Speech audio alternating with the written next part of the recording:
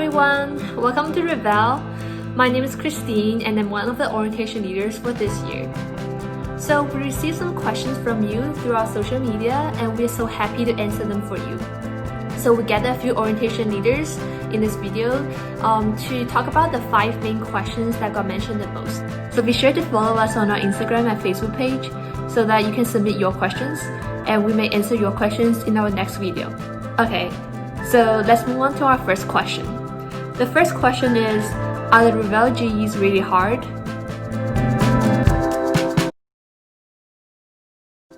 Hello, my name is Alexandra and I'm a 3rd year neurobiology and public health major in the amazing Revelle College. So of course every class comes with its challenges. There will be difficulties and things that you'll struggle with and things that you'll really enjoy.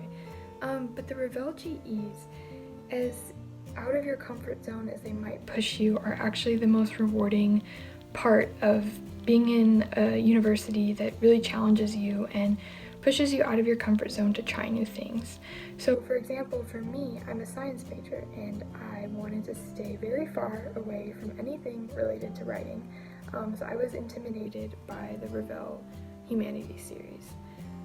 But my perspective completely changed day one walking into my humanities lecture and seeing really the passion and the dedication of the professors and the TAs and really seeing that they're so passionate about this, why not give it a try? And I think that's one of the biggest things I've learned through the different Revelle GEs is really just why not try? You never know what you're going to learn or who you're going to meet and the different things that might spark your interest that you never thought would. Stepping out of those boundaries and kind of out of those stereotypical classes that you'd normally be taking and being open to trying different things and really immersing yourself in so much knowledge and so many different topics that are around you, it's really rewarding. So I think just knowing that, yes, it can be difficult at times, but that's not going to stop you because you can succeed in any of these classes 100%. Hi, I'm Caitlin Marie Monte. I'm an incoming 3rd year and my major is molecular and cell biology with a minor in human development sciences. Personally, I do not think they are that difficult because over time I've been able to create a good work ethic and time manage properly. So for instance, if you have assignment dates and exam dates, I highly suggest writing them in a planner and try to get it done a couple days prior before and study a couple days prior before your exam.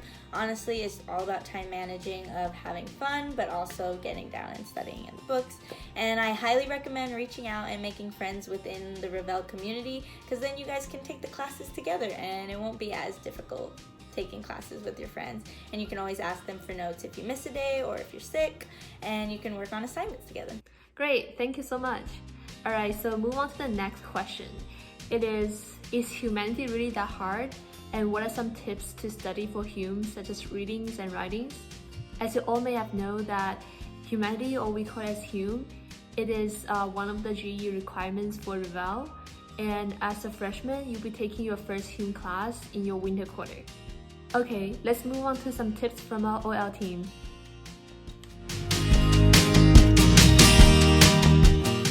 Okay, so hi guys, my name is Rajan Sangani. I'm an incoming 2nd year at UCSD and my major is real estate and development with a minor in business.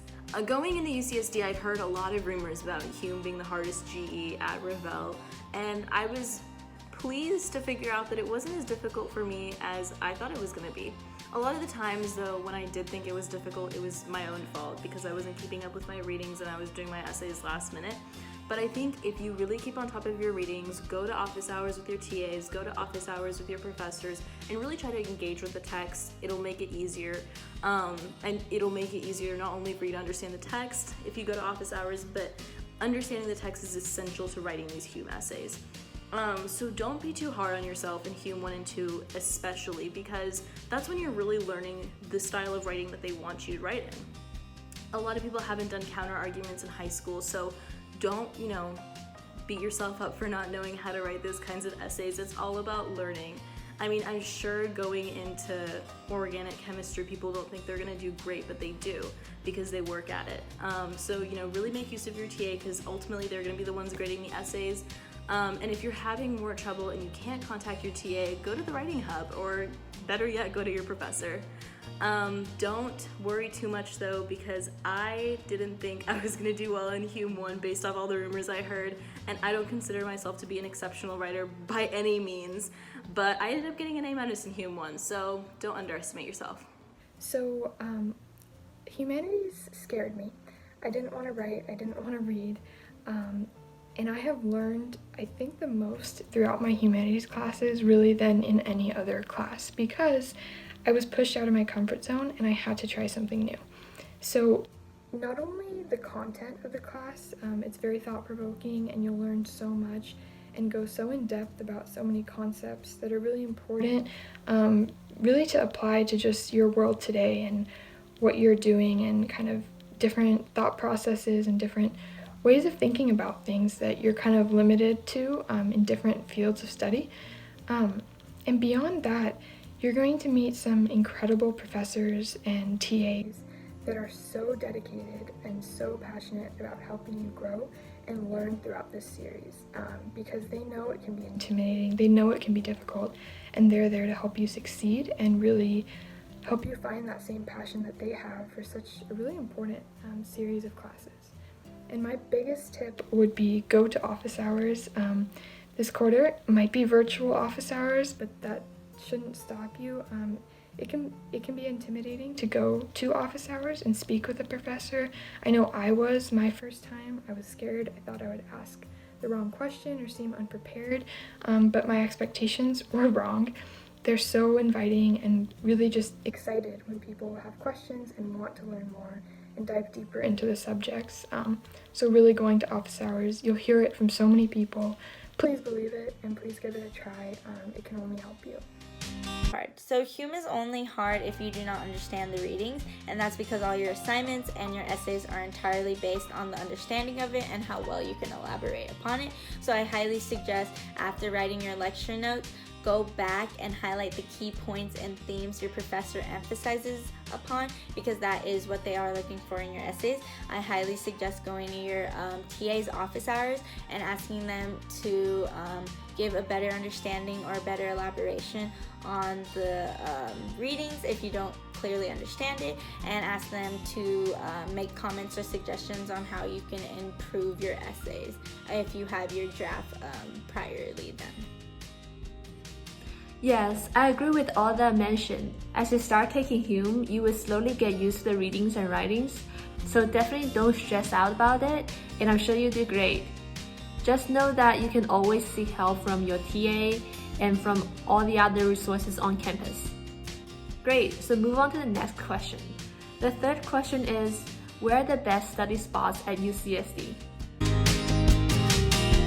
Hi everyone, my name is Andrew Shen, and I am a rising sophomore at Revelle College, and I am a bioinformatics major on the pre-med track. I have to say, hands down, best study spot at UCSD is Biomedical Library. It's on the School of Medicine campus, so it's a little to the side of Revelle, but whenever I have big projects or big tests to study for, I always go there. It's really quiet and it's huge, lots of study space, and everyone there is really concentrated. It really helps you get in the mindset to study. I also really like Blake Lounge. It's on the 4th floor of the Blake housing building. Again, it's really quiet.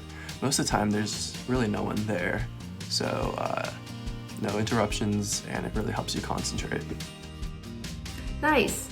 So the next question is, how should we sign up for classes in the fall? Yeah, that's a really important thing that you should know, but don't worry, the OL team gets your back. Yeah, this definitely confused me at the beginning, and I'm pretty sure it confused a lot of other students as well.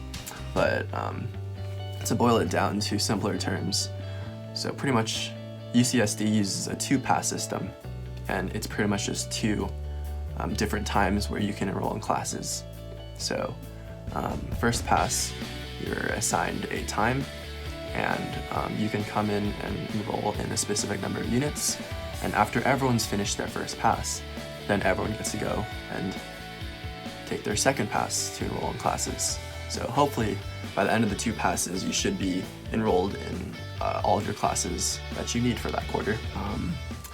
About how to pick professors, I do a series of different things. First is what most people do. They look up the professors on Rate My Professors. It kind of helps you get this insight on what people have thought about the professors and how the professors have been rated over the last couple quarters or years. I also like talking to upperclassmen, some of the people I know who perhaps have taken these classes in the past, because it's a really first-hand account of what the class might actually be like. And the last thing I use is CAPE. So it's cape.ucsd.edu, and that actually tells you the breakdown of the grades of that class and how many people have recommended it or recommended those instructors over the last years, over the last quarters and years. So that's really helpful. So I probably had the most difficulty doing this because I am a first generation student. So this did not come easy to me. I had a lot of trouble figuring it out. But basically what you're gonna wanna do is you're gonna wanna go on WebReg, pick fall quarter 2020, and then to check your appointment time, you're gonna go to the upper right-hand corner of the screen. There's gonna be a little thing that says appointment time, and you click on that and it'll tell you. Basically, my advice for classes would be rank the classes that you want to take and have backups. You know, I want to do chemistry. Like, I definitely want to do chemistry. That's my first choice for a class. Rank your classes, have maybe 5 or 6 classes ready, and then also rank the professors in those classes. Go look up their Rate My Professor, look at their CAPES, see what kind of teacher they are and see if they're gonna work with you. You know, maybe they give really, really long lectures that don't facilitate note-taking, or maybe they have PowerPoints and you like PowerPoints. So definitely go look at your professors beforehand and rank them, because you might not get your first choice and you have to have a backup. My second advice would be look at the section times, especially for Hume, because section is mandatory, and I didn't know that, so I signed up for an 8 a.m. Hume discussion, and it was the hardest thing in the world to get up for that class. Some classes are mandatory discussions, some aren't. When you look on WebReg, it's gonna say section, and that's how you know the different discussion times, and there will be different TAs for different sections. But really check those out. Make sure that you're not signing up for like a 4 o'clock to 4:50 class over in Revelle, and then a 5 o'clock to 5:50 class in Rady, which are on opposite sides of the school, because you might not make it if you're gonna be on campus in the fall. So really pay attention to that, and good luck. So now we get to the last question of this video. The last question is, what's the best part of being in Revelle? Yeah, I really like this one, and I'm so excited to see what other OLs will say about this.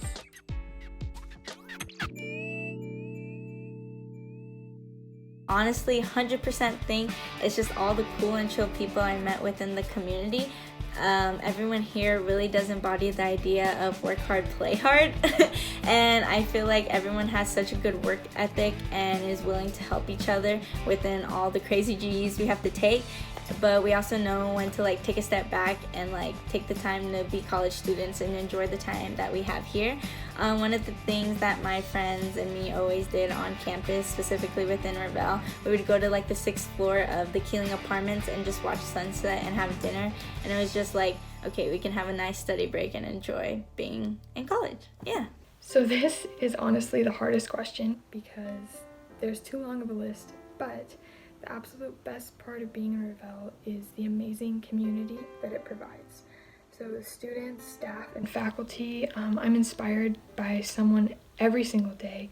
There are people in this community that truly care, and you'll just find so many incredible connections. So I know this quarter going into it is going to be different. It's going to be different for all of us, and maybe you're a little bit scared about being able to make those connections that would normally seem a bit easier when you're on campus and surrounded by other people. But I can assure you that even if it's through a screen, there are so many people here that 100% believe in your capacity and know and see your potential, and they're more than happy to be there to help you find and see that potential too. And I think that the best way to get involved is just being open to being uncomfortable, stepping out of your comfort zone and talking to people that you don't know, reaching out to staff and asking questions, and just getting involved in anything that sparks your interest. It doesn't have to be labeled as a club or an organization. It can be anything, and there's a staff member, a student, faculty member here that wants to support you. So be open to that community, because I can promise you that this community wants you, and you're here for a reason, and you are going to be an amazing Revellian. There's a lot of special things about Revelle that make it really unique and a really nice place to live. But I'd have to say the thing that stuck out most to me is the really how genuine the people are and how much they care about the college and their community. I've seen a lot of the same people being involved in the different Revelle organizations once I started becoming more active, and you can really tell in this group of people they are just so caring and so have so much love for their college, and that kind of like passion and confidence in their college is really special, and something that really draws me to Revelle. Great, thank you so much for watching, and we truly hope that you have some takeaways from this video. And if you have any questions or concerns, always feel free to leave a comment below this video or just DM us on our Instagram or Facebook page. Also, don't forget to subscribe us to our channel to learn more about UCSD and Revelle. Alright, stay safe, and we'll see you next time. Bye bye.